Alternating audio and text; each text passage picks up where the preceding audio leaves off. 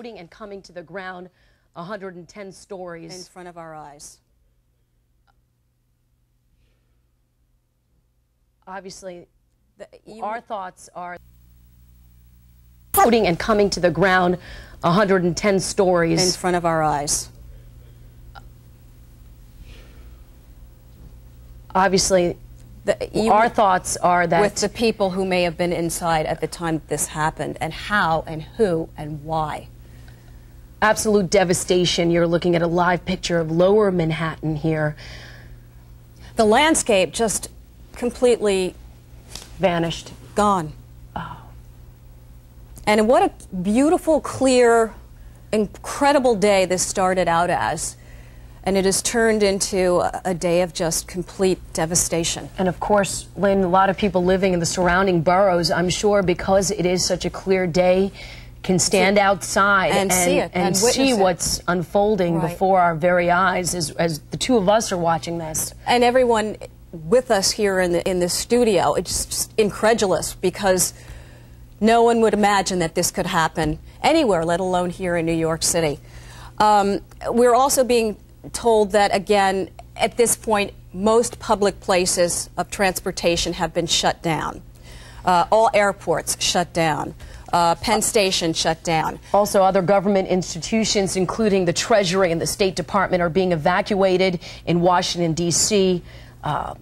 Paul Begala, according to the AP, a Democratic consultant, said he witnessed an explosion near the Pentagon. He described it as a huge fireball, a huge orange fireball. He said another witness told him that a helicopter exploded. We are going to go once again to the explosion that just occurred. And this again is the first tower of the World Trade Center, Twin Towers. It's folding before your eyes. We first reported to you that there were reports of a first plane that may have been hijacked from Boston. Now we're hearing that that second plane may have. These are reports now. This is unconfirmed, that this report is saying that the second plane may have come from Newark Airport. And as a result of that second plane, there was sort of a wow, look at that close-up shot to the utter chaos that is kind of on the ground here. Unbelievable. Then that's the first shot we've been able to get close to the scene on the ground. You can see complete chaos. We've got right now Jeremy Fox on the line. He is an eyewitness. He lives in the vicinity. Jeremy, can you hear us? I can hear you. Tell me what you're seeing right now. Everything is white outside my window. What happened, I saw the second building blow, and it just crumbled down, and I saw the core of the building slowly crush to the ground, fall to the ground. Out my window now, I can see nothing. Everything is white. What I saw before was people running in front of the hospital, running all over on the streets, running away from the west side, because I live on the east side, close to the FDR. Everything outside is pure white. You can't see a thing. I live across the yard from me, about 100 yards, is another building. I can't see 2 feet in front of me. I had to close my windows because it's so smoky down here. What are the people around you saying? What's the reaction around you in that neighborhood? Pure horror, it seems like. It seems like people are running away for their lives, like they don't know what's going on. Pure confusion. I myself, I don't know. I live so close. I'm like, I can't imagine what just happened. I'm like, where do you live, Jeremy, for the folks who are just tuning in? I live on Gold Street, right across from the Beekman Hospital, where they're taking all the patients.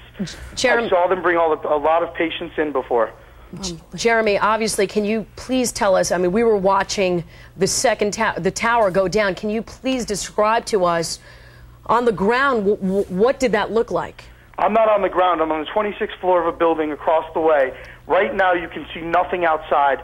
When it went off, the second building, you saw an explosion, and then you just saw a humongous cloud of smoke go up, and you saw the building start to fall down, and then you saw the core of the building just start to disintegrate into itself. There's ashes on my terrace everywhere. You can't see a thing. The smell is horrible. I smell smoke everywhere. Did it look like an implosion that internally, was it that when the plane crashed, I mean, was there another explosion inside that vicinity of that area, almost like a... we're speculating here, possibly a bomb? I couldn't... The second building, both buildings were just burning, and like they're constantly burning. And then right below the left building, the one without the news tower, the satellite tower, it just looked like an explosion below the where it was burning, and then it just came down. All right, Jeremy, you were telling us before that you saw the ambulances going to the hospital. Describe what that was like. It was horrific. There were men in, they had beds lined up outside the emergency room waiting for patients. They were bringing them in cars, not in ambulances anymore, as well as ambulances. There were people coming in on stretchers. They just looked, shaken and horrible. I mean, I'm on the 26th floor and I looked at it. Now you cannot see 2 inches in front of your face if you're on the street right now. People downstairs must be in pure havoc. I mean, you can't see anything outside. Jeremy, you must be fearing for your own life at this point. You're so close to it. I'm very nervous. I'm not happy about, this at all. I'm scared for everyone around and involved. I can't imagine what the destruction that just caused for people. I'm very nervous. Everyone in my family, as you can hear, my phone is ringing, is calling to make sure I'm okay. I'm scared as could be. You were reporting also that you're not able to get any broadcast. Is that right? No, I'm getting your broadcast right now. I'm getting the only channel that's not coming in is channel 9. Every other channel is coming in. You're coming in on WB11, and you can see the smoke, and the right building is still burning. Jeremy, what's the first thing you saw earlier? The first thing I heard was I felt a boom next to my window, and that woke me up and got me out of bed. And I heard ambulances and cars coming, and I went to look out my window, and I was watching and I was on the phone with one of your news staff reporters as the smoke is starting to clear. I'll walk out on my terrace. Hold on. Oh my God, there's debris everywhere. It's horrible. You can't see. There's white powder everywhere. On my terrace, on the ground, everywhere. This is like a war zone, I assume. I've never seen anything like this in my life. Is it tough for you even to breathe? Now it is. I'm going back into my apartment. All right. Then I was watching, and as I was watching, the plane must have come from the other side because I saw the second building blow. It looked more like an outward explosion because the plane came from the other side, and I saw that pure explosion and took pictures of it. Now there's another... What was going through your mind while you were doing all of this, Jeremy? The horror that people are going through right now, the families that are losing people right now, and there's another plane. No, there's a helicopter. The horror that families are going through, that people are going through right now, the confusion, that people don't understand what's going on right now. I don't understand what's going on right now. The insecurity that I feel right now, and that I'm not around my loved ones right now, and how horrible for people who work in the World Trade Center and who have family in the World Trade Center. And I pray to God that they evacuated that building in time to get rid of all those to get those people and save lives. And the massive damage that building falling down must have done to everyone. I think we're all feeling the same emotions at this point. We're being joined now by Jim Watkins from the Channel 11 News at 10. Jim, were you watching this at home? Was this a shock to you as well when you first got up? Well, there's a sense that my wife came and woke me up and told me that we were getting a call from our news director saying, this has happened, you must go in. And there's a sense that I'm sure everybody is experiencing, whether they were asleep or whether they were awake when they first heard it, that no, that must be a mistake. That's simply not possible. That's worse than the worst case scenario we'd ever pictured before. So I jumped in a cab. I was coming down Fifth Avenue to our studios here on 42nd Street, and just like you're hearing from everybody else, people are standing out on the street. You can see actually down Fifth Avenue there was a corridor looking straight at the smoking building, and this was before the tower collapsed. People standing there just with mute, dumb expressions on their face. Incredulous. They're incredulous. It's almost as if we're living through some sort of a terrible dream here this morning. But well, we are under attack, and I don't think any of us in our lifetimes have ever witnessed anything quite like this. You read about things like this in other places, but we never think about it happening in our backyard. When it happened in '93, when the World Trade Center came under attack, then we thought, okay, there are a lot of safeguards in place. Right. This can never happen again. And here you're seeing the Pentagon right now. The Pentagon right now, live shot on fire. Horrific sight. I understand also that perhaps this has been caused by yet another hijacked plane. Another hijacked plane that's crashed into the Pentagon. Well. That's right. There's so many aspects of this, everyone, that we just don't have any idea about. How are the planes hijacked? What was this? How in the world did control of the planes go to the Right. But what we're hearing terrorists? is since you're just joining us, we're hearing that the first plane was hijacked out of Boston, and that was the first plane that hit the second tower of the World Trade Center. The second plane, we are told, was hijacked out of Newark Airport, and that was the one that we experienced here live. We saw the explosion coming around the back side of the first tower of the World Trade Center and just went through it. And just minutes ago, right here again live, if you were watching, you saw that tower fold, crushed right before our very eyes. And we can only imagine the devastation in the area, the people who may have been trapped in that building and in the second tower that is still standing. And we should mention also that the towers, of course, are dependent upon one another for their structure. Take a look at the tower collapsing here. This is going to be just an insidious sight. Words cannot describe what must be going on the ground below. We don't have any idea yet what the evacuation procedures, what the triage procedures were going on. Perhaps there were people directly below there. You have to think somehow that emergency personnel were organized down below. Of course, all this is going to have to wait till later on. But now the concern is the second tower going to go down, since the first one is no longer there to support it structurally anymore? And there are unconfirmed reports that that may be about to happen, and we pray against it, but we will keep watching. The New York Stock Exchange closed. Buildings in the area have been evacuated. All transportation locations, the airports, and I would imagine in most of the area, closed down. Penn Station evacuated. We're hearing reports of people, just as you were saying, not knowing what is going on. Many of them have lost their broadcast capacity because some of that comes from the World Trade Centers. Total confusion. What is this? How did it happen? Why did this happen? Also should mention, Lynn, that the towers or the tunnels and the bridges are closed as well, and I want to tell you, from just having been out there a moment ago, if you're in Manhattan, just don't go outside. No. Don't try to take any kind of a vehicle, any kind of public transportation. I wouldn't be surprised if it's a matter of time before some of the public transportation is grounded as well. Exactly, and if you're looking at this right now, and if you live in the area, we are being told that you should not go outside, you should not breathe in fumes, because some of these fumes could be noxious. Obviously, that's not what people would first react to, but you have to take care. Right now you're looking at a live shot of the Pentagon burning. Another plane crashed into the Pentagon shortly after the Twin Towers of the World Trade Center came under fire from two what appear to be terrorist plane attacks, planes that were hijacked, one again from Boston Airport, the other from Newark Airport. This is again the live shot of the Pentagon. Back here live to New York City, you're only looking at one remaining tower of the World Trade Center. The first is no longer. It has crashed to the ground. It's collapsed, and now there is fear that the second tower may do the same. The airlines, the FAA, has issued its first ever in this country national ground stop, meaning all airports are closed. Here's the second plane hitting the second tower. And it's horrifying. As you watch, it comes right through that tower from the back, and the fiery explosion. And we have no idea how many people were in that building at the time that this happened. No idea how many had been evacuated, no idea what the casualties might be on the ground, but here's the tower once again collapsing, and this happened maybe 15 minutes ago. And there it is, crumbling to the ground.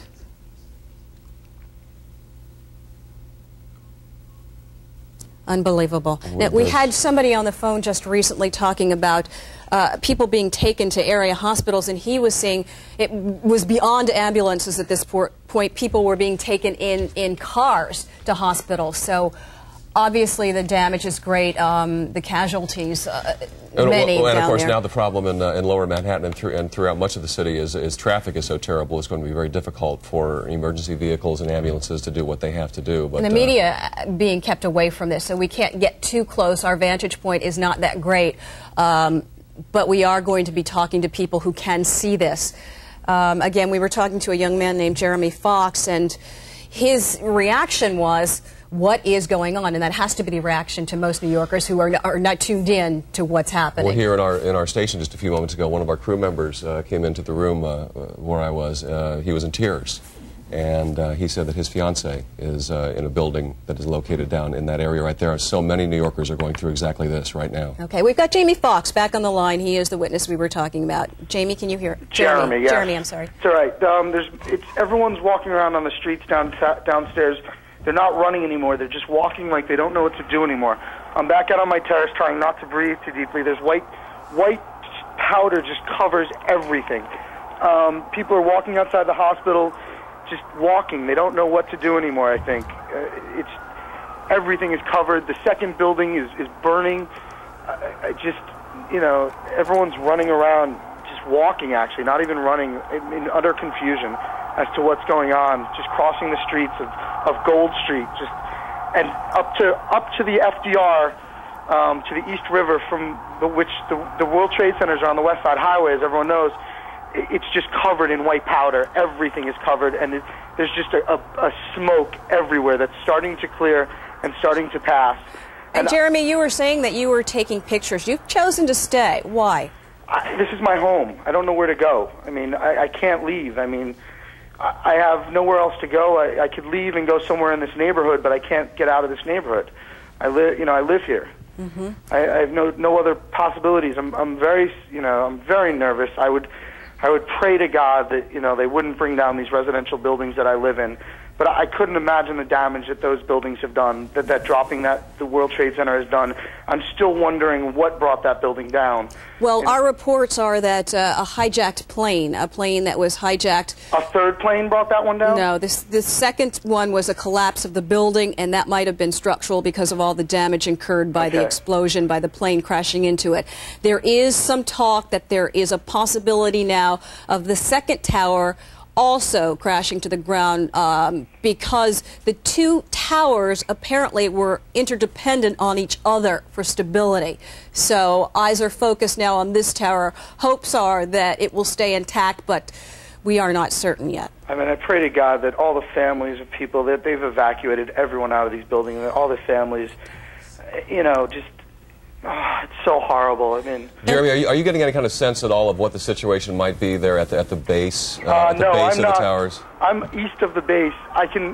What I can see now is I can see the top of the building, the right building with the tower, with the satellite tower. Excuse me, is billowing smoke.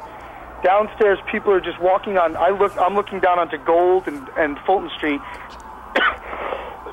Excuse me, I'm outside, and I'm looking up to the FDR, and people are actually walking on the FDR. They must be evacuating everything and having people walk on the FDR. And people are walking around in utter confusion, and just, it doesn't seem like they know what to do or where to go. I mean, because there is nowhere to go. All right, thank you so much. We're going to come back to you. Okay. We can just tell you now that the plane that first crashed into the second tower was a 767 Boeing plane, and it was out of Boston. It was apparently hijacked from Boston. That was the first crash, and that happened just after 8 o'clock.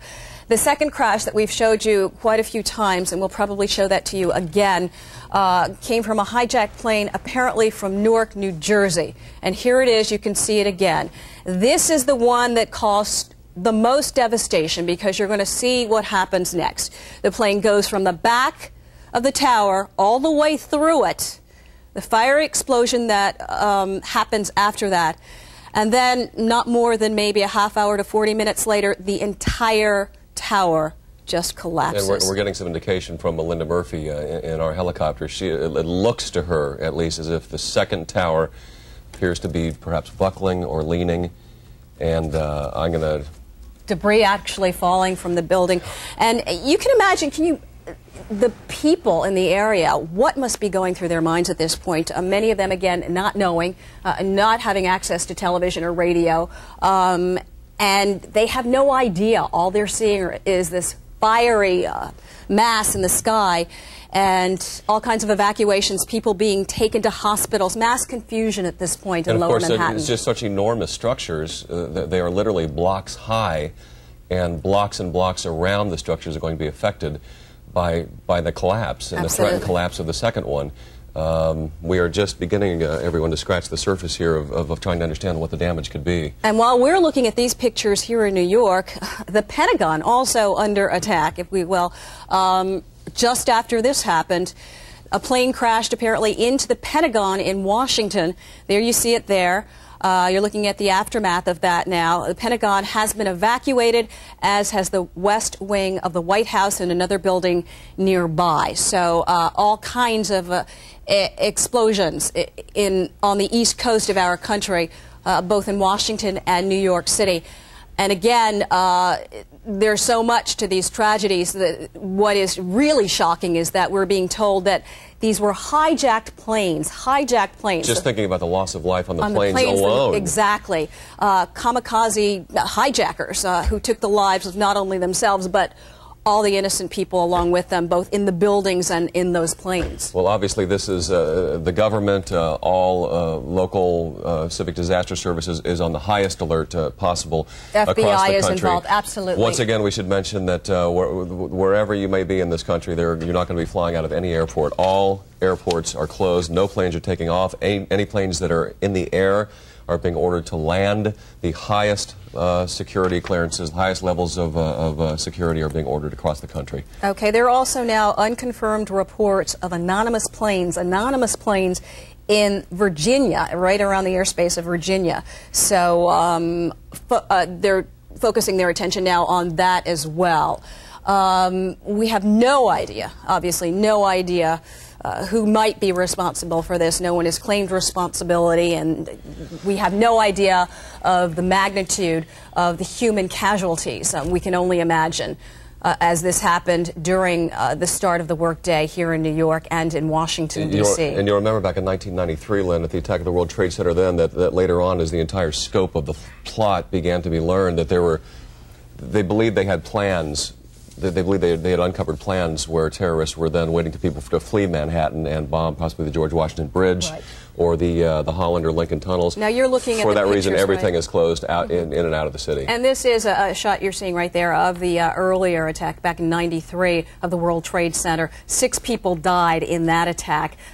There were a few people who went to trial for that, still serving time for that, convicted of that. And the message after that was that there is more to come. We've heard rumors of that. We've been on alert for that for several years. And a lot of precaution has been taken. But there is no precaution that you can take in airspace, obviously, from what we've seen. 2 planes crashing right into the upper floors of the World Trade Towers. The first one, the upper floors. The second plane crashing into the center here's of one the more, first one. Here's one more update from Washington, Lynn. The AP is reporting that a car bomb has exploded outside the State Department. This is live Washington that you're seeing right now. All right, an ambulance. We don't know exactly what the location is there, but emergency vehicles perhaps heading to the State Department. Once again, reports that a car bomb has exploded outside the State Department. No word at all yet on what the extent of the damage would be from that. And President Bush on the air live a little while ago saying that this country is under a terrorist attack, and that's obviously exactly what is happening here. We don't know the full scope of it yet. We are watching it unfold as you do. Well, yeah, nobody knows the full scope of it, even the people at the highest levels. President Bush, who is in Sarasota, Florida, I believe visiting a school at the time he was notified of this, has sent his sympathies to any people impacted by this tragedy. He's ordered a full-scale investigation to, quote, hunt down the folks who committed this act. All right, we were speaking to a terrorist expert. I don't know if we still have the doctor on the line. Dr. Kushner, can you hear? I'm sorry, he has left us for the moment. Hopefully we'll get back to him. We do have crews on the way to the scene, but we've been telling you the problem with most broadcasting in and around this area is that we're not being allowed to get close to the scene for obvious reasons. But we do have Melinda Murphy in the area. She is in Chopper 11. She's been reporting all morning that there's debris coming out of the building, and it looks like the building is actually buckling now. And this is the second tower of the World Trade Center, the first tower completely demolished at this point. If you are just joining us, this is not some sort of a bad dream you're looking at right there. That is the World Trade Center -1 tower. The second tower collapsed earlier about an hour after the impact from a jetliner, which was apparently deliberately flown into it. Yes, and from a hijacked plane, from what we're told. Again, the first plane crash, the plane hijacked, according to the FBI, according to AP, out of Boston. The second, right out of Newark Airport. Okay, we've got Sukanya Krishnan now. Sukanya, what can you tell us? Lynn, we're on the street here on 42nd and 2nd Avenue just to give you an idea of what's going on. It seems like it's rush hour right now. You can see we're at a phone booth. A lot of people trying to get in touch with their loved ones. I was one of those on a cell phone, sir. Were you able to get service with that? No. As a result of no service, you've got people that are just trying to get in touch with anyone who is downtown. Ma'am, can you just be careful? As you can see, some people obviously very emotional here. If you can just take a look over here. People trying to figure out what is going on. The whole consensus is out on the street. Not a lot of people really understand what is happening on the streets of New York.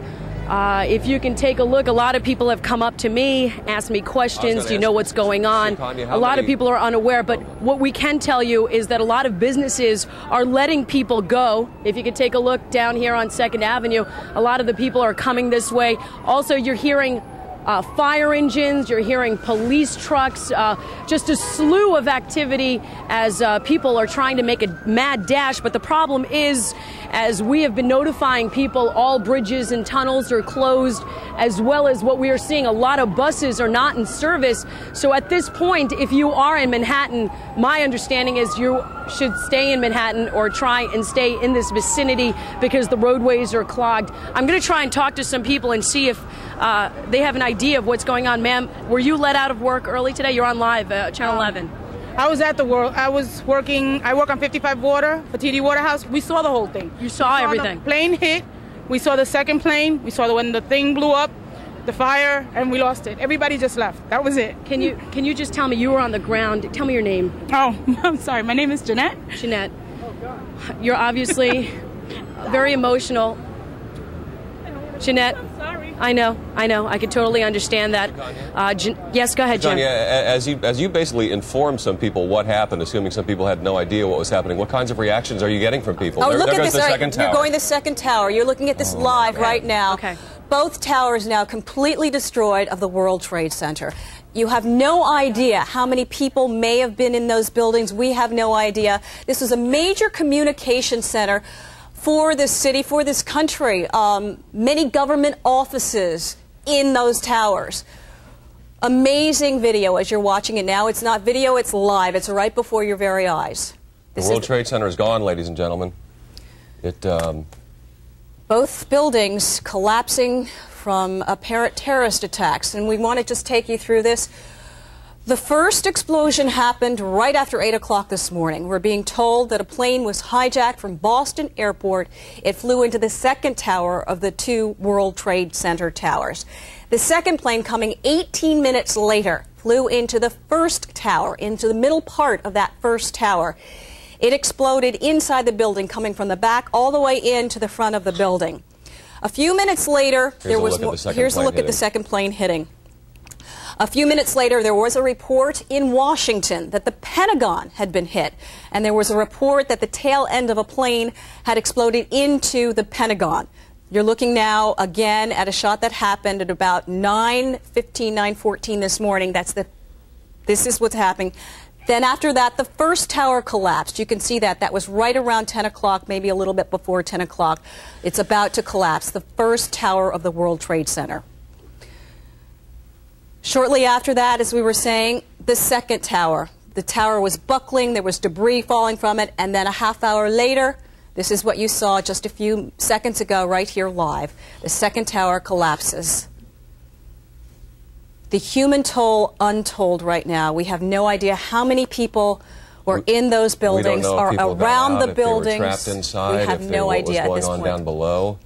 We do know that the stock exchange has been closed. Buildings in the area have been evacuated. Penn Station evacuated. The airports have been shut down because of the hijackings involved. Now, we're told of the two here in New York.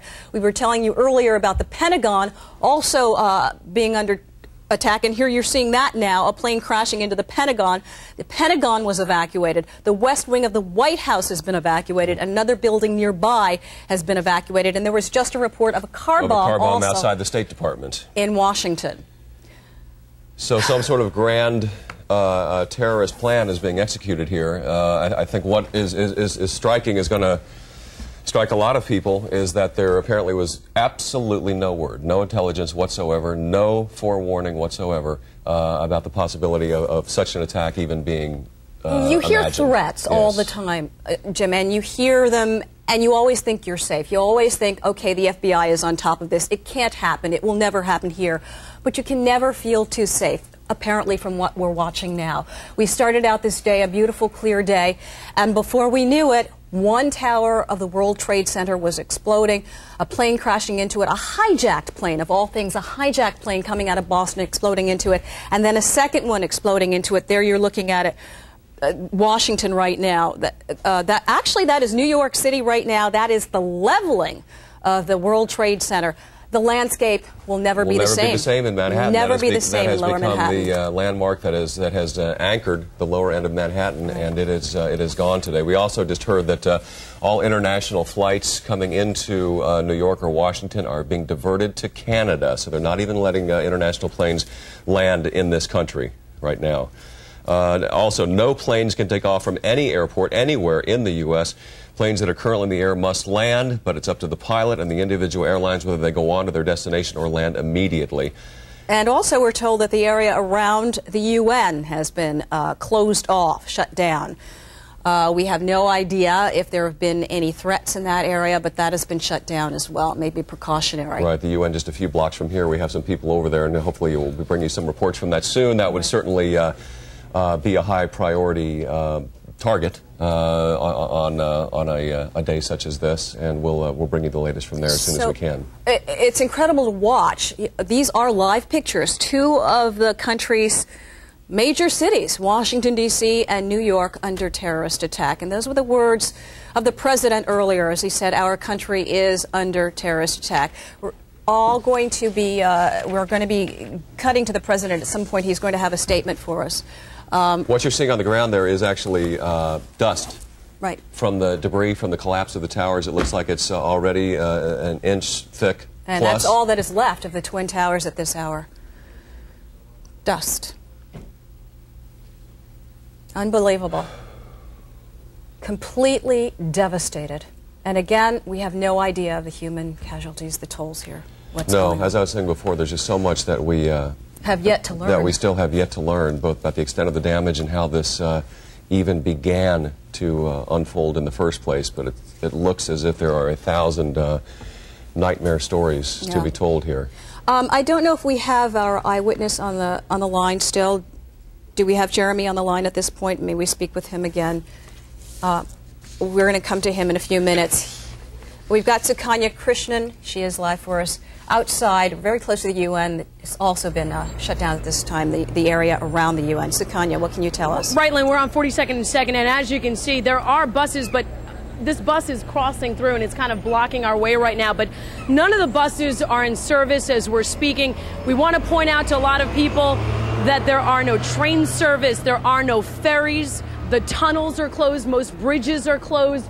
And if you can look over here, traffic is completely being diverted from the UN. If you can get a sneak peek, because police have completely cordoned off that area, as obviously the UN possibly could be another target. A lot of people are just kind of walking around unaware of what's going on. Sir, can I talk to you? Obviously, you left work early. I was in the UN itself, and I happened to arrive just about the time that the planes did hit the World Trade Center. And it was a while before they actually evacuated the building, but now it seems that they're telling everybody to leave. They had us down in the first basement. And what was the mode there? Were they telling people to be prepared that anything could happen at this point? Well, at the UN, obviously a landmark building. At that point in the morning, it was still relatively empty because people were just coming into work. So a lot of people were blocked from coming upstairs at all. I was already upstairs, and eventually they told us to evacuate the building. Where are you from, sir? I'm from Mastic, Long Island. Mastic, Long Island. And are you aware that there are no trains? Yeah, I realize I'm stuck here now till whatever happens. Okay. Obviously, this woman trying to get service. Are you trying to get through? You can't. There's like no signals. My father's in the city, but I think you can't even get out of the city at this point. Can you tell me what's going through your mind at this point? I'm a nervous wreck. I wanted to throw up. It's like one of those movies, like the Independence Day, when they come over and they take over the city. That's how I feel. I work up there by the window, so I had to leave. When you heard it was happening, when you saw the first tower go down, it's hysterical. I have girlfriends. All my friends are in the World Trade Center on the 42nd floor. I don't know which building or if they're okay, but you know, cell phones don't work at this point. Both towers of the World Trade Center have gone down at this point. They crumbled. Both have crumbled. This is insanity. Do they know who's responsible for this? Terrorists, or it's just assumptions right now? We do not know. It's just assumptions, but good luck to you. Please be safe. Yeah, I know. There is no way out of here if you can just stay put. I know. And this is the problem. A lot of people are just trying to figure out what are we going to do. That's kind of why everybody's sort of approaching me. Just take a look. This has been a familiar scene. Police cars, unmarked cruisers running down the street, obviously very busy. We saw a fire engine that actually came up the opposite way on 2nd Avenue. You can tell a lot of people are trying to get cabs. Unbelievable. If you could just turn over here, if I can give you sort of a look as to what this street looks like. The bus stops are packed.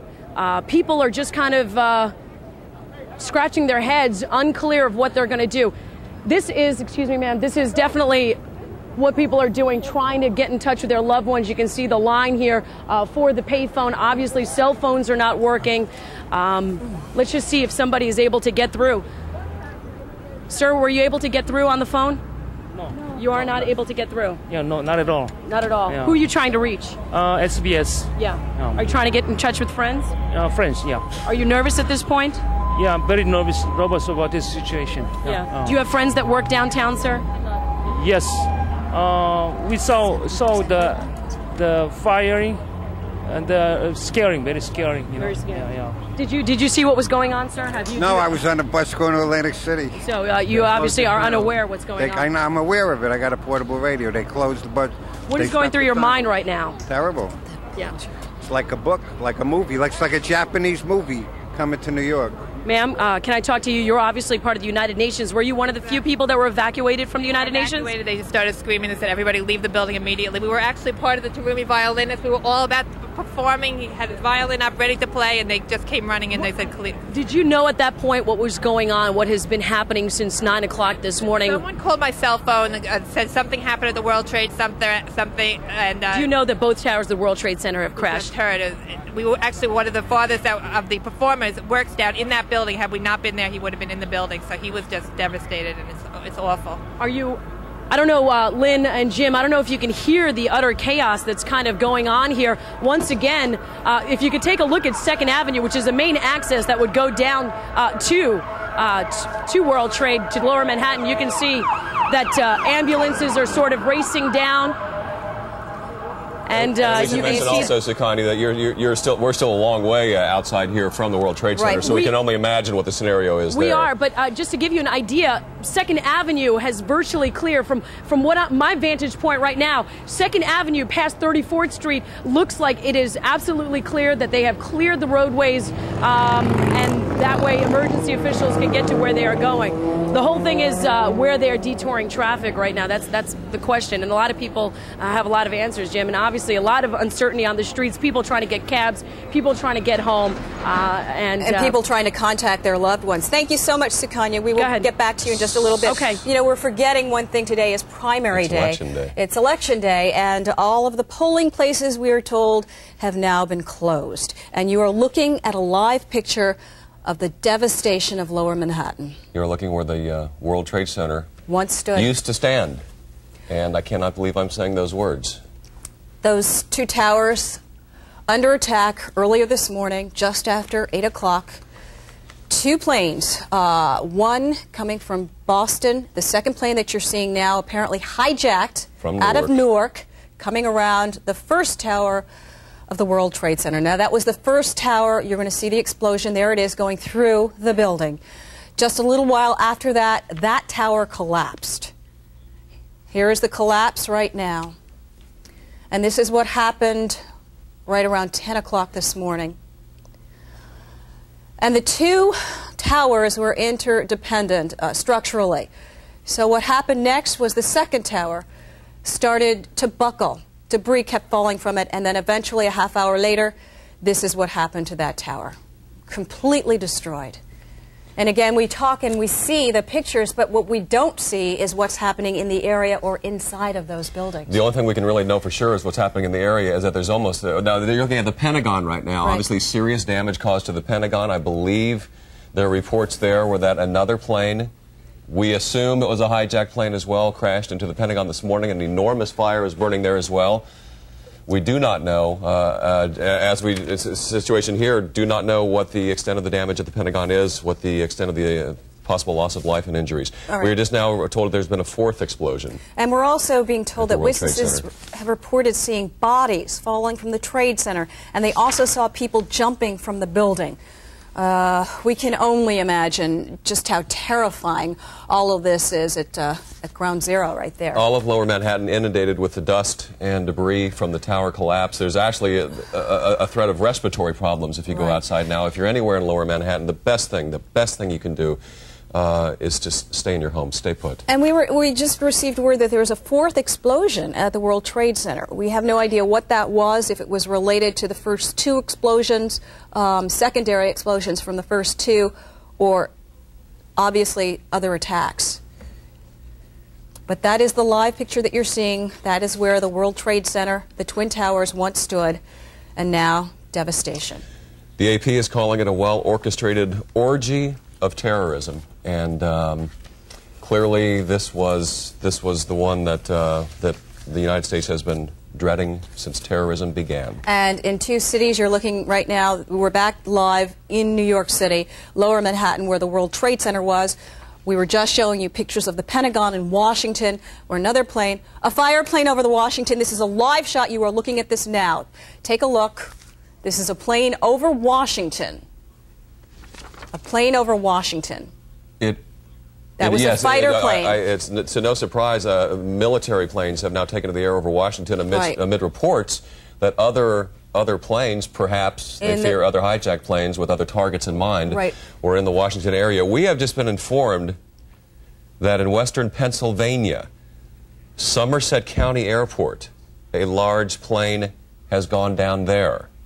We don't know what the circumstances are, don't know if there's any particular intended target in western Pennsylvania. One more thing we'll just have to try to effort more information on and keep you up on. Now, you know, as we're talking to you and telling you what you're seeing right in front of your eyes, if you're able to watch television at this point, if you have this communication vehicle, the country, the eastern part of this country, is under attack. Yes, the country's under attack. Absolutely. The highest levels of security are in effect in Washington and New York. Life has come to a standstill here. Traffic has come to a halt. Bridges and tunnels are all completely closed. Every contingency plan you could think of, and then some, are in effect right now. Although I must say that this attack, I'm going to guess, has exceeded the worst fears of people who specialize in this type of prevention. I think that would be safe to say. Again, two of our city's biggest towns right now on the East Coast. New York City, Washington under attack. President calling it the country under terrorist attack. Sukanya standing by, Sukanya Christian back on 42nd Street. They've evacuated the UN. Sukanya. All right, we're just going to take a look at what's happening on 3rd Avenue. The UN is right over here. You can see the Israeli consulate is over here. You can see emergency service medical squad racing down 2nd Avenue to get to where you're going to. Obviously, a lot of people trying to get out of the city. Mark was actually in Lower Manhattan. Mark, you witnessed the first plane going in. Can you just tell us what you saw? Just heard a loud noise as though the plane was going to crash, and everyone ducked. And then we saw the plane just veer right into the building and hit the top of the building. That was the first one, right? What went through your mind, and what did you see? Did you see the smoke? Did you see the explosion? I saw everything. I thought it was just a random act. Thought that a plot pilot had gotten out of control. Then we were watching it from Lafayette Street, and about 10 minutes later, 12 minutes later, the second one hit from behind. Just saw a glimpse of the plane coming down and hitting from the opposite side of the building. It was like a big rippling effect. All the glass exploded. Can you tell me what was happening on the ground? Were people running for cover? Oh, yeah. When the second one, first people were watching, spectators were watching the first building go up in flames. When the second one hit, people started running. There was paper flying everywhere. You could see there was like a big rippling effect. People were screaming. And then within 5 or 10 minutes, there were people actually in our area who were bloody. Shirts were ripped. The Associated Press was reporting that there were reports from witnesses saying that there were bodies falling from the ground. Right, did you see that? Yeah, you could see things falling from it. You know, from the distance we were at, it looked like there was a lot of metal falling, a lot of paper, building, office supplies, desks coming down, and then of course bodies. You could see a lot of bodies flying down as well. It was awful. Can you just tell me, you saw one of the towers collapse, didn't you? Right, it collapsed right on top of itself. And then it was pandemonium. People were screaming, running for cover, instant cloud cover. And then I was able to get on the subway at the time and make it back up to uptown. So when you saw the collapse, that's when you left? Right, that's when I left. Did you know that the second tower also collapsed? I actually was on the roof of my building here on 42nd. I just witnessed the second tower collapse. What is going through your mind now? Do you feel like you're in shock? Do you feel a little... Well, yeah, obviously in shock. When the second plane hit, obviously you start to realize that it's some kind of plot or some kind of attack against the United States. But when the first plane hit, you tend to think it's just a random act. You know, obviously a pretty incredible random act. But when the second one hit, then you pretty much goes through your mind that we're under attack. And then you hear the car went off in the state building, Pentagon got attacked, so pretty organized. Yeah. All right, thank you very much, Mark, for joining us live. Obviously, a lot of people from downtown are slowly making their way uptown as people try and escape the scenario and the scene and the chaos that is occurring in lower Manhattan. Once again, this has been a familiar scene all down 2nd Avenue. We want to give you some perspective. If you can look over here on the corner of 2nd Avenue and 42nd Street, the building that this ambulance is passing right now, that is the Israeli consulate. Obviously, the Israeli consulate has heightened its security force outside. They have already closed 2 lanes on 2nd Avenue. And over here, you can see that they have closed down part of the way to the UN as well. A lot of people asking questions, trying to figure out what is going on. We've been actually trying to tell people that train service as well as buses, all the tunnels and bridges are closed. We're going to try and find some other people here if we could. Ma'am, are you aware of what's going on, or? I don't know. I just remember. Okay. Ma'am, are you aware of what's going on? Have you been evacuated from your building? I'm not dead, yeah. Okay, yeah. Obviously, a lot of people are trying to get in touch with their loved ones to tell them that they are okay. As many people, as you can see, are getting on their cell phones. And once again, this is a very familiar scene, people waiting online. Ma'am, were you evacuated from your building? No, not yet, actually. Yeah. Obviously, you are in a moment here as people kind of collect their thoughts as to what's happening today. A lot of people unclear, praying for their loved ones. Can you just tell me what's going through your mind right now? Right now I'm just calm. I'm really calm right now. I just say a prayer. You leave it in the Lord's hands. That's all you can do right now. Are you trying to get in touch with your loved one?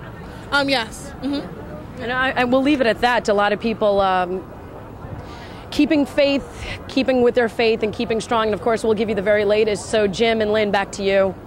Very much, Sukanya. Let's sum up what has taken place so far this morning. In case you haven't heard, it all began just before 9 o'clock this morning at the World Trade Center. We're going to take a look at the tape from this morning. Actually, one plane was hit just before 9. Just after 9, a plane hijacked from Newark Airport crashed, you'll see here, through the back of Tower 1 of the World Trade Center. These are apparently hijacked planes, the first one from Boston, the second one from Newark. About an hour after that, that tower, Tower number 1, collapsed to the ground. At this point, only one of the twin towers of the World Trade Center is still standing. But even as the hour went by, people saw it beginning to lean, beginning to buckle. And about 20 minutes ago, the second World Trade Center tower collapsed to the ground. That's the view live now from Lower Manhattan, no longer, of course, distinguished, as it has been for the past 30 years, by those giant Trade Center towers, a symbol around the world, a symbol of New York's and America's commerce and economic power now gone, and Lower Manhattan awash in smoke and dust and debris and thousands of sad and tragic stories that we will be learning about in the hours and the days ahead. We also want to mention one other thing here about the primary election. This is primary election day, which seems almost a trite notion at this time, but we do want to tell you that the primary election, I'm sure this is unprecedented in New York history, has been called off. A number of people, of course, would have voted earlier in the day, but the election has been called off. What the mechanics of this will be in terms of rescheduling another one can only guess, but that is another subject for another day. But we do want to tell you that if you were planning to go to your polls today and vote, all the polls have been closed. The election has been postponed. No voting today. Another item. A large plane crashed just north of the Somerset County Airport. That's about 80 miles north of Pittsburgh. Told it is a Boeing 767.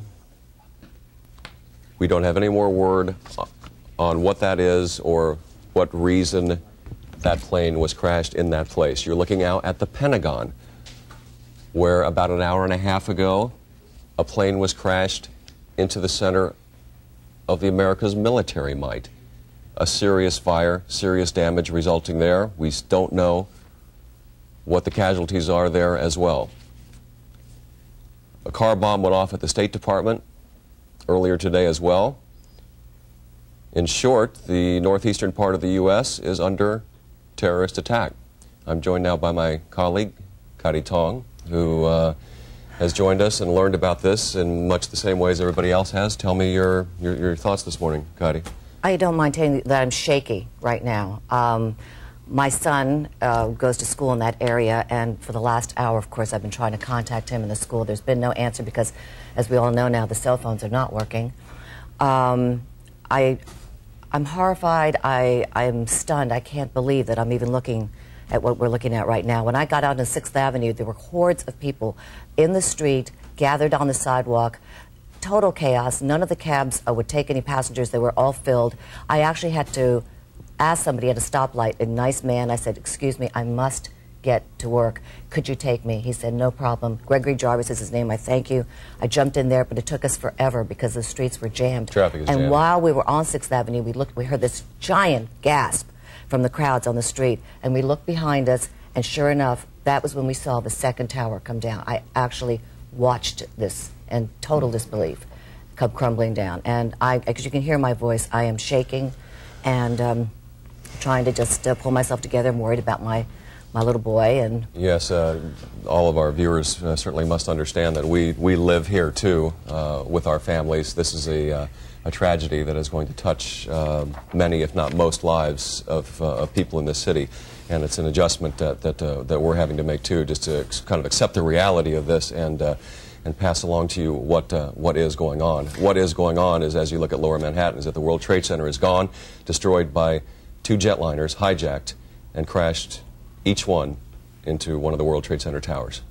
We want to reiterate that the primary election, which was to be held today, has been called off. You mentioned that just earlier because of what has happened today. And I'm looking at this picture right now and seeing the billows of smoke, and where 2 towers once stood just an hour ago, 2 hours ago, and now no longer exist. The people who are, I suppose, we weren't able to get close enough to see what was going on the ground. No, nobody can yet. But certainly you have to think that the scenario of the buildings collapsing, although the anti-terrorism police and the security police and the emergency management people are the best in the world here in New York City, and one can only hope that there was time to get the people not only out of the building but away from the building as well before the collapse came. Having said that, we still don't know how many people were killed in simply the impact itself or on board the planes. The 767 that was hijacked from Boston that crashed first, we have no word yet on what was on that plane, but one can only assume that on a morning flight on a Tuesday morning that it was filled with travelers. We have an eyewitness on the phone with us right now. His name is Jeremy Fox. Jeremy, can you hear me? I can hear you. Tell me where you were and what you saw when this happened. I was in bed, and then when the first explosion happened and it rattled my apartment. Hold on, let me put my TV on mute. And then I got out of bed and I heard a lot of ambulances and sirens, and I went onto my terrace, and I live east of the Twin Towers, and I saw the explosion of the second plane. I couldn't see the second plane coming in. And here's a look at that second plane hitting Tower number 1. Yeah, I saw that exact, and it was horrific, and it was a firebomb. I took pictures of it, and then I called all my friends to make sure they're okay, and then I was sitting out watching. I was on my terrace watching, you know, the fire and the horror and the ambulances downstairs, because I looked down onto the emergency room of Beekman Hospital, NYU Downtown Hospital, and as I was watching, the left building without the tower, without the satellite tower, blew. All right, Jeremy, hold that thought for just one moment. We're going to go back outside here to 42nd Street, Sukanya Christian, with someone who was close to the action. Ron in Santa, as a matter of fact, it appears to be. That's right, Jim. I'm with Ron in Santa. Ron, obviously, you're making the trek from the World Trade Center. Can you just tell us, where were you when this happened, sir? Well, I was fairly close to the building, actually. I was on my way to cover the event for CNBC, and as we were walking across to try to get to the West Side Highway where we thought our trucks were, the south tower started to collapse, and we were fairly close to it, and it started to rain down debris. My cameraman and I ran, and I ditched around a corner, and there was just debris falling everywhere till it was pitch black, and you couldn't breathe. I ducked into a car and stayed there till it just got light enough to get into a building. And then we stayed in there and then hooked up with some police and drove up here. It was as bad a thing as I could have imagined. I mean, honestly, I thought I was going to die in the car because it wasn't getting any lighter. Can you just tell me, what was the scene like outside when you were able to emerge from the car? What were you able to see? You're obviously covered in thick soot. Well, if you've seen movies about a nuclear winter, that's kind of what it looked like. I mean, it was a deep gray haze with just a few blinking lights that you could see on police cars, and maybe some small lights coming out from the inside of buildings. But you couldn't see much, and we just stayed in the building for a little while and then caught up with a couple police officers. Were you down there when the second tower went down at all, or at that time where you were able to get out? I don't know if I was, because I don't know what time that happened. We were inside a building that was probably about 3 or 4 blocks away, and then we just worked our way around the south side of the island with a couple of policemen, and we picked up some injured people on the way up and dropped them off at the hospital. Tell us about the injured people. I mean, what were you able to see? I mean, were there people lining the sidewalks? I mean, how severe? Well, the injuries that I saw were not terribly severe. There were some bloodied people. The policeman that we picked up had a deep gash in his forehead. One woman that we also picked up, the police officer picked up, actually, had shrapnel in her arm. She didn't know what from. Ron, when you made your way up here, do you think people are aware of what exactly is happening here today? I think, the early reports were fairly comprehensive about the various activities that are going on elsewhere around the country as well. And I think as we walked up here, most people kind of were fairly well apprised of the situation. Now, as for what else is going on, I think, it's kind of hard to get in touch at the moment. All right, thank you very much. Thank you very much. We're glad that you're doing well. Ron in Santa of CNBC, he was obviously down there at the World Trade Center. You could see by the way he looked, obviously, he was there when the first tower went off. He recounted for us that he had to almost duck into a car to catch his breath and to stay alive. He said that if he didn't get that car, that he wouldn't. Obviously, you can see a lot of people kind of surrounding here, a lot of people just walking around unaware of what's really going on. Ma'am, do you know what's going on, or where are you headed to? No, I'm sorry. Sir, were you evacuated from your building? Yeah, we were in United Nations. Yes. We have been evacuated. Can you tell us what they're saying to you at the United Nations? They say that the essential staff could stay, but all the people who were not essential, that didn't belong to the Security Council, had to leave. All right, thank you.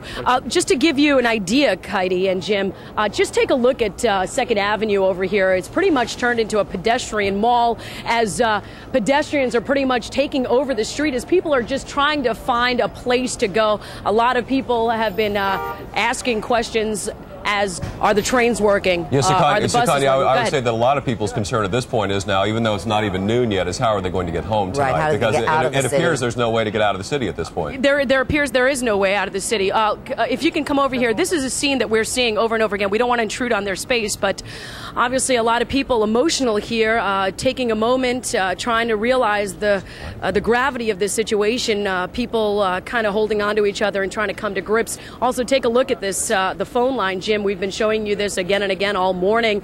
People trying to call their loved one, people trying to say that they are okay, that they are alive, and that they are staying put. Also, we want to show you over here, this is the Israeli consulate for a lot of people. And of course, there's heightened security over here. And also, past this way, you can see that is the way to the United Nations, and the roadways are completely closed as police.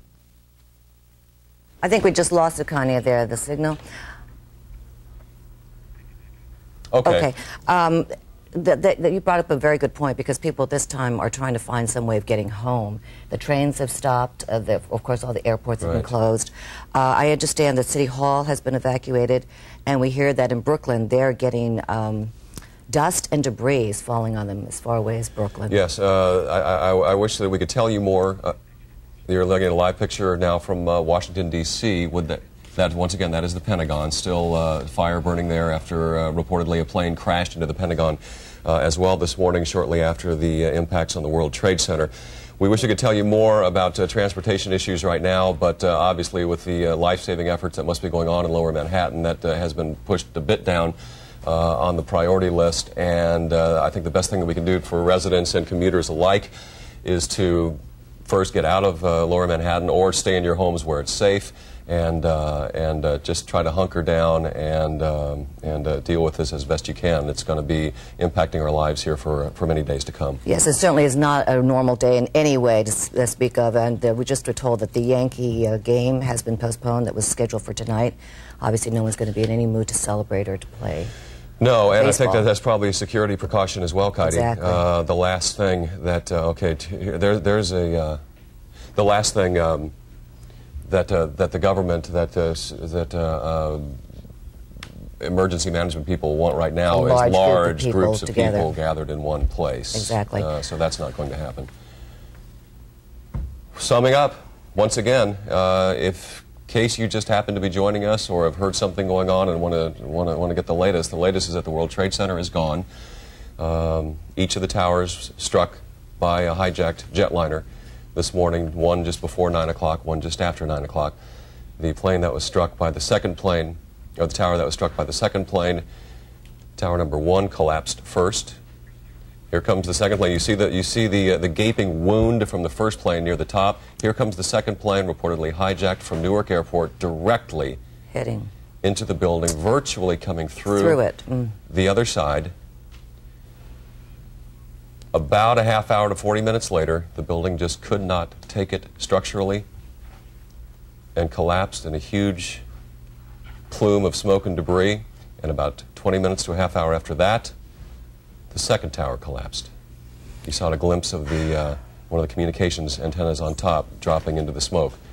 It's impossible even to think about the carnage and chaos that is going on right there. Well, and all the people who are working that building, all the government buildings, the government offices, and the restaurants. What we don't know is what kind of evacuation procedures, what kind of haste they were able to make with their evacuation procedures after the initial hit. Exactly.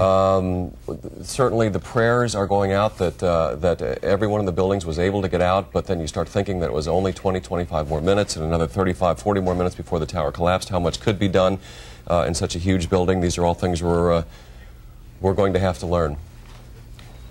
And there's another view of the collapse, a little closer. This is at street level. You're seeing the debris just pouring down on the street.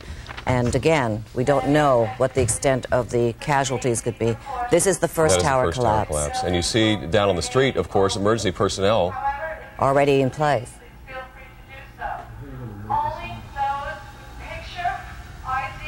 We are getting our security procedures for here at the Daily News building, which is not far from the Israeli consulate, not far from the UN. So here in the building where WPIX is located, we're also tightening up all our security procedures here. I want to read you a statement that has just been issued from Governor George Pataki. Today's horrific incident at the World Trade Center, which appears to be part of a coordinated terrorist attack, is a tragedy of unspeakable proportions and a crime against all Americans and all decent people around the world. I have been in contact with President Bush and Mayor Giuliani to ensure that the appropriate emergency response is as effective and well coordinated as possible. As a precautionary measure, we've closed all non-emergency related state government offices in New York City We will keep the press and the public aware of that effort and of other relevant information as it becomes available throughout the day. A rather dry and plain-spoken statement there, but just as is the case in Albany with the governor and all the sources that we're in contact with, we just don't know the extent of this yet. And again, to reiterate, this looks as though it is a coordinated attack, as Governor Pataki says. The Pentagon being hit by a plane and then a bomb outside the State Department. Or a bomb outside the State Department, and word of a jetliner crashing in western Pennsylvania, 80 miles north of Pittsburgh. We don't know, of course, yet if that is directly related to this. One certainly would think that it is. We're going to go back now to Sukanya, who's on the street here right outside our offices, and see what's going on down there. Katie, an unbelievable day. We're here with Paul. Paul was actually downtown. Paul, you walked 50 blocks to get up here. You actually saw the first plane go into the tower. I saw the second plane. Okay. I was standing there watching, and all of a sudden there was this collective gasp. Looked up just to see the South Tower go up in flames, and ran to my office, ran back out to the corner of 5th and 16th a few minutes later. The first tower had already gone. The remaining one was burning from like the top third was burning. All of a sudden there was a huge puff of smoke, and it just went straight down. The whole building went straight down, and just a couple of support girders went down, and that was it. It was gone. At that point, where were you, and what was the street like? We saw a huge puff of smoke. Obviously, the explosion downtown Manhattan, Lower Manhattan, was absolutely covered. You couldn't even describe it. Can you describe it for us, sir? What I experienced was there were screams I'll never forget from the crowd I was with, just blood-curdling screams as this building went down, and just shards of glass sparkling in the sun, and then just smoke, and it was gone. It was just gone. I'll never forget it. It's ingrained in my head. What went through your mind at that point? To be honest with you, nothing. Just, oh my God. I blanked, and then just thought to myself, get home. Just get home. And were a lot of people just trying to scramble? Can you just give us some sort of... My office was clearing out. People were just saying, I'm getting home, I'm going home, I'm walking if I have to. Was there a sense of chaos? Was there a sense of... can you just kind of give me the mindset where people... It seems like people in this Midtown area haven't really gotten what has happened. Have people in Lower Manhattan, the people who witnessed this, have they... People were just running away from it. I think just blindly running, trying to get as far away from it as they could. Just people just running. And a combination of disbelief and terror. And shock. Like most of us who are here and just kind of standing here witnessing what is happening here today. Thank you so much, Paul, for sharing with us today your experience. Once again, Kaidi and Jim, let's give you an idea of what's going on here. We're on 2nd Avenue. We're looking, of course, going to the Upper East Side. Once this bus, of course, passes by, you're going to see what a pedestrian mall this area has completely turned into. It seems that pedestrians are pretty much taking over the street as people are trying to get home, trying to find out what's going on, trying to get to a nearest bus, a nearest taxi. Of course, all the buses are not running. The taxis are trying to help out people as much as they can. A lot of people are working together to get to where they need to go to. The trains are not running. This is a scene again and again that you hear racing down 2nd Avenue. Patrol cars, we've seen ambulances, and that is really the situation. I'll be out here all day trying to get you some more information. So that's the very latest. Back to you, Kaidi and Jim. Thank you. I have here a statement. It's not really a statement. It's a comment that Mayor Giuliani made when he was asked about casualties. And this is a quote, "I have a sense it's a horrendous number of lives lost. I don't know yet. Right now, we have to focus on saving as many lives as possible."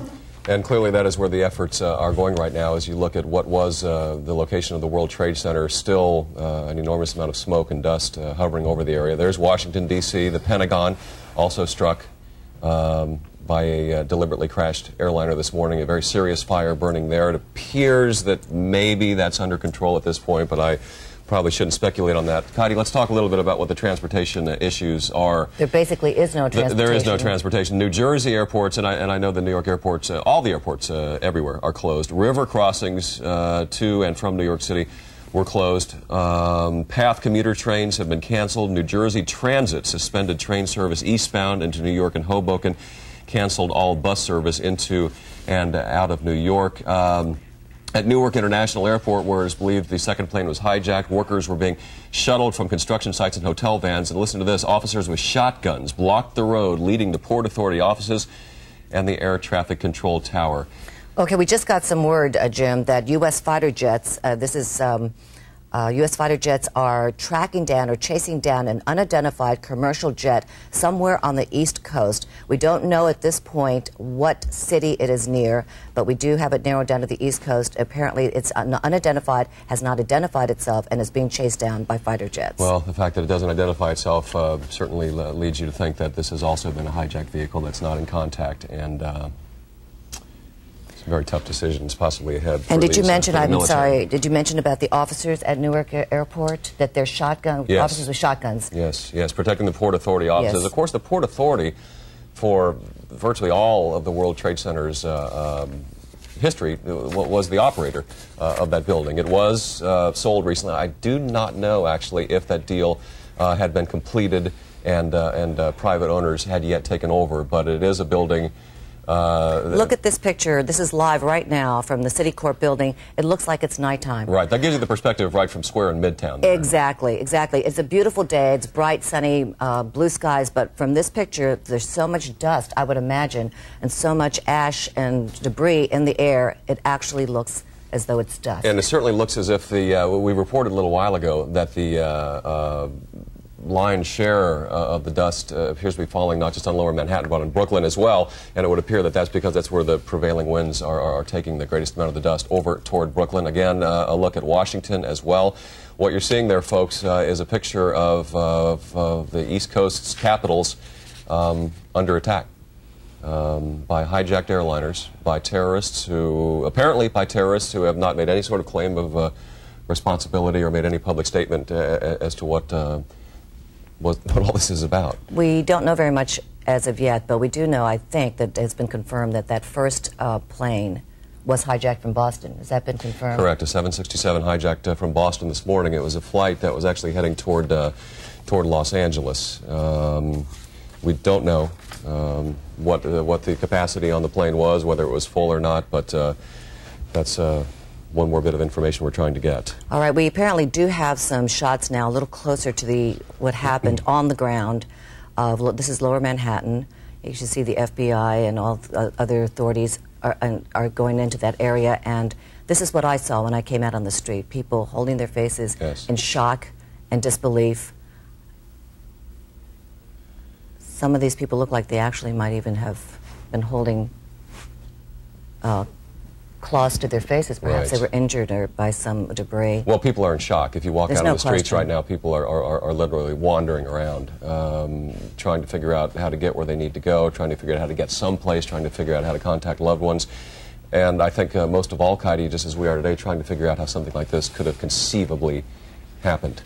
This, in a way, seems to exceed the worst-case scenario that a person could ever come up with on the worst imaginable terrorist attack. And the irony is that they apparently put a counter-terrorist expert in the World Trade Center just a few weeks ago to try to figure out certain ways to prevent something that happened like in 1993. Right. This is something that nobody could have foreseen. Nobody foresaw it, and apparently there was no early word at all that such a thing was going to happen. And how do you prevent something like this from happening when somebody is going to crash a jet directly into a building? It's just unbelievable. All right, Heidi, ground footage now from Washington. As we've been telling you, Washington has also come under attack. An injured police officer there.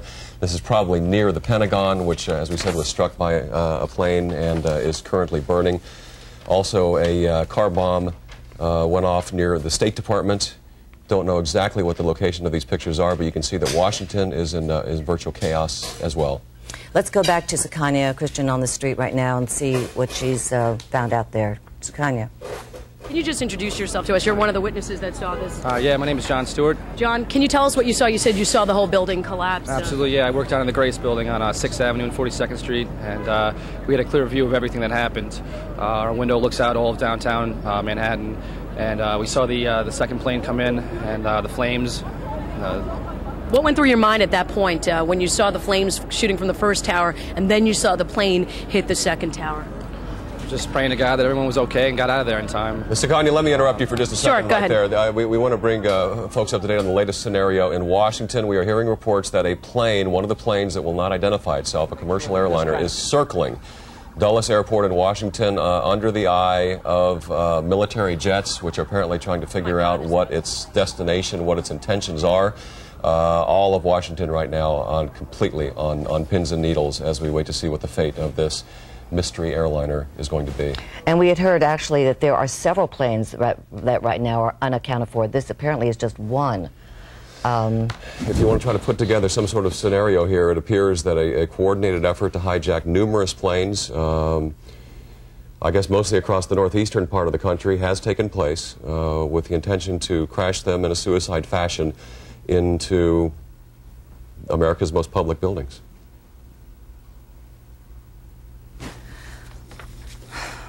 The sun virtually obscured in lower Manhattan. Consider, everyone, that it's a bright, cloudless, crystal clear day outside, and that is what we're seeing in lower Manhattan. It looks like midnight. And when we have more ground footage now of the scene. This is shot earlier in the day. You can see the chaos and the panic and people trying to figure out what's going on. We're certainly not sure. We're not sure at what point in the events this videotape was shot, but you could think, I guess, that when the buildings were in imminent danger of collapse, that everyone's object was just to get as far away as they can from those buildings. I actually recognize some other local news reporters in town here right there, obviously very close to the action and feeling the fear the same as everyone else. We have a media advisory right now that Navy bases have gone to a heightened state of security because of the recent because of what's happened here in New York and in Washington. Media are advised to stay clear of Navy piers and Navy ships in Connecticut, Maine, New Hampshire, New Jersey, and New York. Also, because of equipment problems in lower Manhattan, electric service between West Street and the Hudson River south of Chambers Street has been suspended. Gas and steam service in that area has also been interrupted. Con Edison crews are working closely with all emergency personnel. You really can't move right now in the city. You can't get in or out. Everything has been suspended. Transportation, public transportation, the trains, the bridges, the subways. We should probably mention once again at this point, Kaidi, that the primary election, which is being held today, has been postponed. Voting has ended for the day. I don't know if that means that they will start all over again at some point down the line. Obviously, that's not the city's top concern right now. There might be a tendency because you're looking at this on your television screen at home, to go out and get into the area and take a closer look. Don't. They're all saying, please, stay in your home where you're safe, and don't try to get near the scene. You can't get anywhere. No. As you said, for just yourself to get here from your home in the Chelsea area, you basically had to hitch a ride. I did hitch a ride. To bum a ride from a passerby. And then we hardly moved at all, which right. It was very, very difficult. People were actually in the street, on 6th Avenue, in the street, looking at what was going on behind. Because you have a shot down the corridor of 6th Avenue, which takes you directly up to the World Trade Center when it was still standing. And as I said before, and I turned around, I saw with my own eyes the second tower come down. And the gasps of horror and dismay that people were expressing on the street was mind-boggling. Well, people were comparing this to the same sort of... There's another view of the second plane hitting... that was the second plane hitting Tower 1. We'll give you a chance to see that again. The plane, that's clearly the best shot we've seen, showing both the size of the jetliner and the scope of the impact into the building, an impact strong enough to eventually knock that tower down. We have a terrorism expert on the phone with us right now, Harvey Kushner. Harvey, can you hear me all right? Yeah, I can hear you fine. What are your thoughts right now, please? My thoughts are, listen, I've been involved in this for 35 years. I've studied every scenario. I've worked on the civil litigation with the World Trade Center case.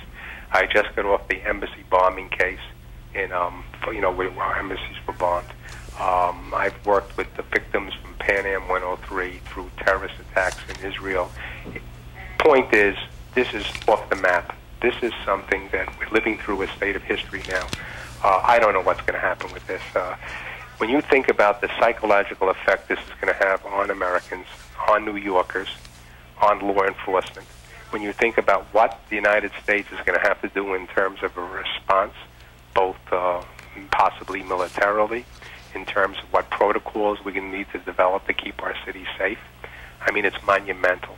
Anybody at this point in time tell you that they have an answer is lying to you. This is something that, the best city in the world with planning, and I could tell you New York City had the best planning for this type of event, is there was no way to prevent impossible. Something like this. No, and this just tells us that we live in a bad neighborhood. The neighborhood is not just away, 4,000 miles, 10,000 miles. The neighborhood is right here, and it's the symbol of the United States that was just destroyed. Looking again at the second tower, the second airplane hitting Tower 1, Dr. Kushner, can we begin at this point to start thinking about who might have done this? What are your thoughts? Well, coming off of the embassy bombing trial, I sat through testimony upon testimony and secret witness involving the conspiracy, the worldwide conspiracy of Osama bin Laden. And they talked about how he was able to engineer, and his operatives were able to engineer the bombing of the East African embassies. So one just goes one step further now when one sees this and says, well, this is an individual who has openly challenged the United States, who has put together an attack such as this against the United States interest. And I was warned, I remember the day that the convictions came in, they threatened the United States that if we would execute Mr. Awali and Mr. Mohammed, that something like this would occur. And we've lived through, in the past year, we lived through constant upgrades of possibilities against American targets outside the United States. But here we have something right inside the United States. I mean, this is like nothing even the wildest screenwriter would ever conjure up. It's off the map, as you said. It's off the map, and the type of technology, the type of intelligence, the money that went into this to be able to fly a hijacked plane, and I'm assuming it was, into a building in New York is just a series of hijacked planes. Yes. This is. But by the way, I should tell your listening audience out there should understand that this has been tried before. Before the World Trade Center bombing in '93, Ramzi Youssef, who was the mastermind of the World Trade Center bombing, planned on hijacking 11 wide-body planes. He succeeded in hijacking one going to Hawaii that blew up and killed, I believe, one passenger. But his plot at that time, which he called, I believe, something like Bochinko, was to do something like this. But I could tell you, I've taken part in tabletop exercises and risk assessments, both here and in Hong Kong and in Washington, and this was not on anybody's radar screen. Well, Dr. Kushner, just to reinforce what you just said, right. I have a quote here from Chris Yates, an aviation expert at Jane's Transport in London. He says, "This is perhaps the most audacious terrorist attack that's ever taken place in the world. It takes a logistics operation from a terror group involved that is second to none. Right. Only a very small handful of terror groups is on that list. I would name at the top of the list, as you did, Osama bin Laden." But given that, Dr. Kushner, and the incredible amount of intelligence resources and efforts that have gone into this, how could such a thing be pulled off without a hint that it was coming? Well, that's just it, because, there might have been hints. We had hints that we ratcheted up security after the USS Cole was attacked. We knew just 2 days ago a directive came out by the United States government warning Americans in Japan and North Korea of the possibility of an upcoming event. We warned Americans in the Philippines that Osama bin Laden was in that area. The point is, it can be pulled off because the very people who were involved in this type of act are here inside the United States. They're here, they have ability to communicate with each other, and they have the wherewithal to do something like this. And, understand this. It's mind-boggling to think that when you hijack a plane, it's difficult enough to have that plane fly in a certain direction or to do something. this plane was not only one, but I believe, correct me if I'm wrong, there were two.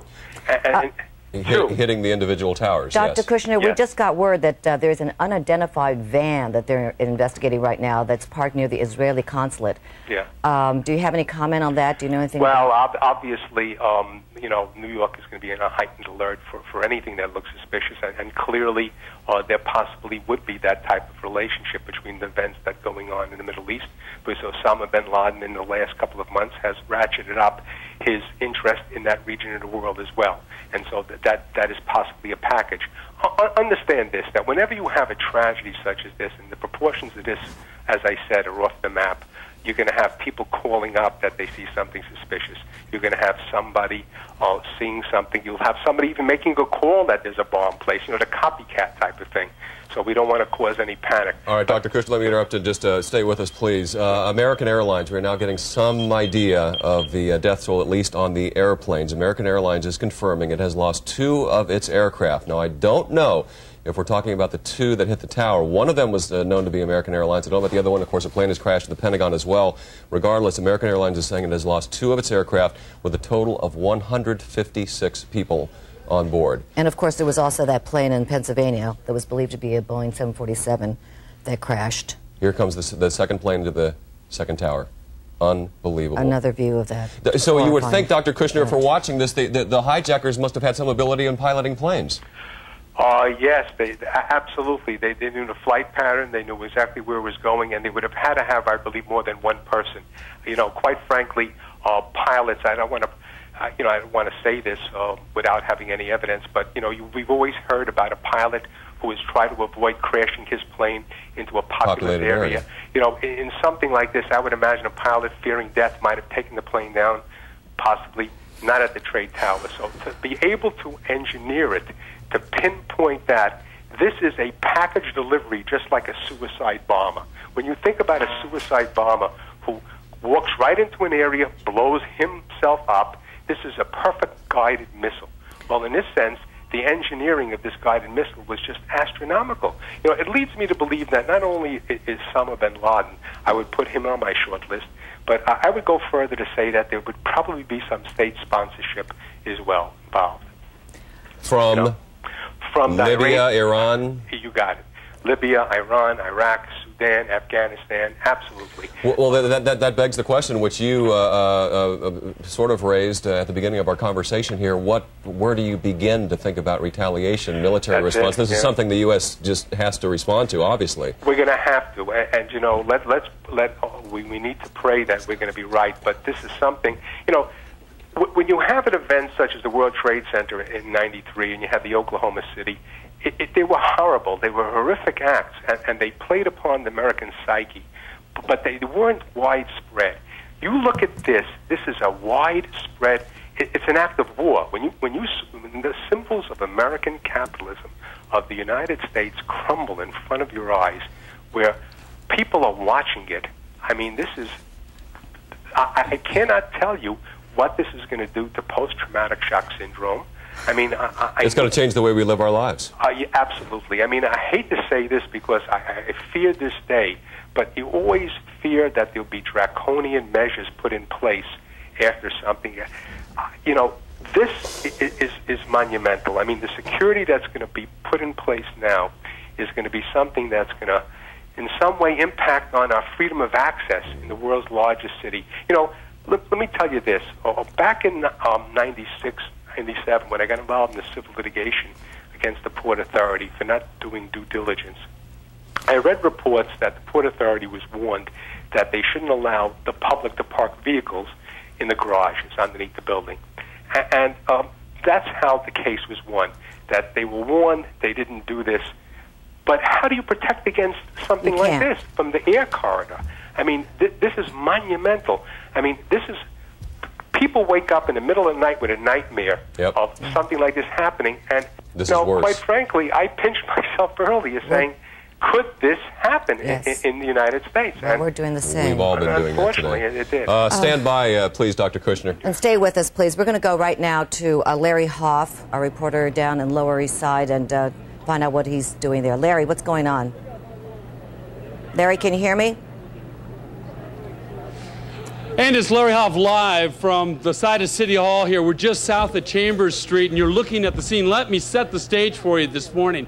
You're looking at the dust and ash billowing from where the trade towers used to stand here. This seems to be the staging area for the fire department. We've seen hundreds of firefighters walking into the area as commuters and workers are making their way out from the Broadway and down towards the financial district. By the thousands, people have been parading by foot over the Brooklyn Bridge. We're hearing a number of large booms coming from that area. We can only guess what is going on. Right on the edge here, when the winds change, the ash and dust will be coming our way. We have these respirators ready for us. But you can see the giant clouds coming out of the region. And we're seeing just dazed people walking by, many covered in ash. Where did Ruby go? Ruby, come over here, please. And John Fine, come and join us, please. John's in the live truck. Come and join us. Ruby, you're from? New Jersey. I know. Now, I know this is going to be difficult. You were on Broadway Street. Yeah, I was on Broadway. This is after the jets had crashed into the towers. What happened? Well, I was just a group of people. A lot of people were just standing there watching the fire. And then all of a sudden, the buildings start dropping. And it just went. What'd you do? Everybody started running because you could see the black. I guess that's from the debris and everything coming towards you. And at one point, it just hit us, and I just closed my eyes and closed my mouth and just hoped. It was like an avalanche being buried alive. How'd you get out of there? I just waited until I could see a little. Ruby, take your respirator. Because it was completely, what's your last name? Corner. Now tell everybody, where's your hometown? I'm Bloomfield. Tell everybody you're all right. Oh, I'm fine. I know, this is really tough. Let's just, hold on. John, come here. So what happened to you? John Fine with our crew. Now, John was really at the top. I know it's difficult, but if you can. All right. There was what looked like a third plane. I thought there was a terrible noise. It sounded like a plane very low. Then there was the explosion. And again, like the lady said, an avalanche of smoke and debris came up the canyons, up the side streets. You were on Broadway? I was out by Broadway, and I guess Fulton. I had been backed up to Broadway. Started running, had some lady with me. We got covered, completely covered with the debris and smoke. We ducked into a vestibule. We waited. It was an outside vestibule. We waited. Couldn't wait no longer. Pulled my shirt up, grabbed the lady. We started going, turned the light on the camera, started going. We found the city bus. Some people behind me. We got in the bus. We closed the door. We waited. Got a little brighter out. That's when we decided it was time to make the move. And got out and started walking around. Was it just complete darkness and chaos? Total darkness. It was like being in nighttime. We were totally covered with whatever this stuff was coming down. Totally covered, Larry. Larry, this was a rough one. I know, John. I'm okay, Mom. Okay. Tell your family. We're all okay. We're okay. We're okay. Come over here. Your name? Jeff Valenti. Jeff, you were walking down from the north coming south. Coming down. Could see the trade towers. And you heard jets coming? We heard jets. Actually, I was working at 388 Greenwich Street on the 17th floor when we were looking at the first building when it was in flames. And we actually seen the plane circle around and actually come on to the opposite side of the building and smash into the trade center. The event made us evacuate the building, and everybody just moved hysterically, like crying and trying to get out of the building. And we were walking, and all you see is just papers everywhere, neckties, and we've seen actual people coming from the 110th floor with shirts on. They were jumping. I mean, the building was on fire. Now, did you actually see the jet itself? Yes. And what type was it? It was gray, to be honest with you. It was gray. It was it was like a 737, I think. It was approximately commercial jet. Absolutely. It was unbelievable to see. It was a big ball of flame. Now, when you got down the streets, what did you think? I thought maybe we were all devastated. We came down to the street, we were all looking, and all of a sudden, about maybe approximately 25 minutes later, the building collapsed. And then another 15, 20 minutes later, the other building collapsed. All the smoke came towards our building. Everybody started running in the opposite direction. It was mass hysteria. Well, you guys, I think I'm talking to Jim and Kaidi. I know communications are very difficult down here. Again, let's look at the ash. You can see as the emergency vehicles are moving down from City Hall. You can see the clouds coming up from just that. There is just so much dust and ash on the ground right now and flowing through the air. And the people are just streaming out of here by the thousands. It's a steady parade. And we're looking at, what, 11:35 right now. And it is a stunned city, needless to say, you know, as we're trying to pick up the pieces and put together what has occurred. We'll keep on the ground here for you. I'll send it back to you all. Have some information now. You know, there are a lot of schools down in that area, and I can just imagine what the parents of those students who went to school all happy and full of vigor, first week of school, all ready to sit down and learn, and what they must be feeling and thinking right now. Here are a few updates on what is happening at some of those schools. PS 89 and PS 234. PS 89.